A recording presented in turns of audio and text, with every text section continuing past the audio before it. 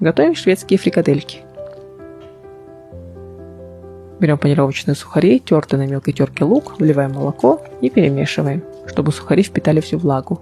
Добавляем одно яйцо, чеснок, кладем говяжий фарш, добавляем соль, мускатный орех и черный перец. Соединяем все компоненты. Лепим фрикадельки, выкладываем на противень и выпекаем 15 минут. После берем клюкву, сахар, воду, цедру одного лимона по желанию. Соединяем все и увариваем до загущения. Слегка измельчаем блендером. Клюквенный соус готов, убираем в сторонку. Дальше берем сливочное масло, обжариваем муку, порционно вливаем говяжий бульон и интенсивно перемешиваем. Добавляем темный соевый соус, дижонскую горчицу и вливаем сливки. Перемешиваем. Выкладываем запеченные фрикадельки и соединяем с соусом.